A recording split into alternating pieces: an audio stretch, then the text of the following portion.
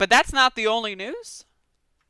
We also have different intel, or rather, we have different personnel changes in the Pentagon. And one of the other guys that has been promoted to a much better position, also pretty scary. So this is from Politico. The firing of Defense Secretary Mark Esper kicked off a rapid-fire series of high-level departures at the Pentagon on Tuesday, setting off alarms on Capitol Hill that the White House was installing loyalists to carry out President Donald Trump's wishes during an already tense transition. In quick succession, top officials overseeing policy, intelligence, and the Defense Secretary's staff all had resigned by the end of the day Tuesday, replaced by political operatives who are fiercely loyal to Trump and have trafficked in deep state conspiracy theories. Again, one of them is directly linked to the owner of 8chan. Fears continue to swirl over what these newly installed leaders will do as Trump fights the results of last week's election, and after he has shown he is willing to use troops to solve political problems. Again, this is like the Pentagon. This is not like, these people are working in the transportation department and it doesn't really matter what their opinions are. This is the fucking Pentagon, dude. Tuesday's exodus led one top Democrat to accuse the administration of gutting the Pentagon in a way that could be devastating for national security.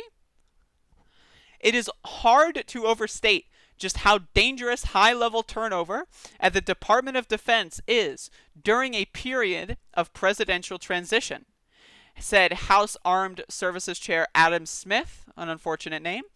If this is the beginning of a trend, the president either firing or forcing out national security professionals in order to replace them with people perceived as more loyal to him, then the next 70 days will be precarious at best and downright dangerous at worst.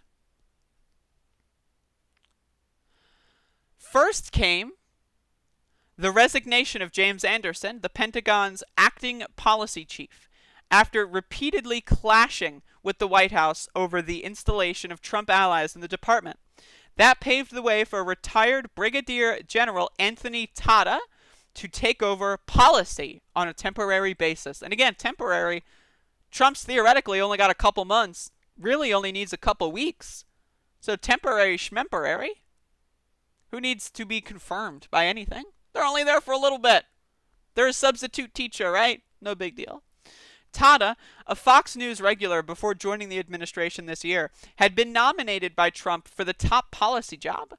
As one of the most senior officials in the Pentagon, the Undersecretary of Defense for Policy is the principal advisor to the Defense Secretary on formulating the major national security and defense policy issues, from nuclear deterrence to missile defense to troop drawdowns worldwide. But his nomination collapsed this summer after CNN unearthed tweets calling former President Barack Obama a terrorist leader and referring to Islam as the most oppressive, violent religion I know of. Not interesting. The answer, of course, is clearly Christianity when it comes to violent religion, but, Barack Obama's bad, Islam is bad, there's no connected conspiracy theories there, right?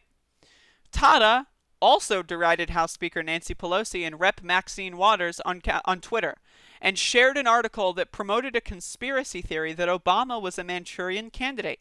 Tata later said he regretted the now deleted tweets. So you can read the rest of this Politico article if you'd like later.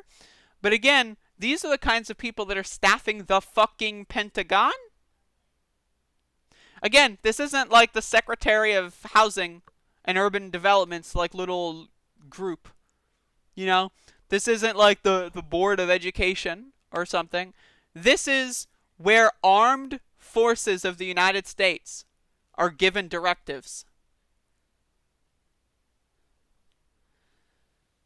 And let's be clear. When this guy says Obama was a terrorist, he's not saying that from the left. He's not saying Obama was dropping bombs on Yemeni civilians and children, and that's why he's a terrorist. No.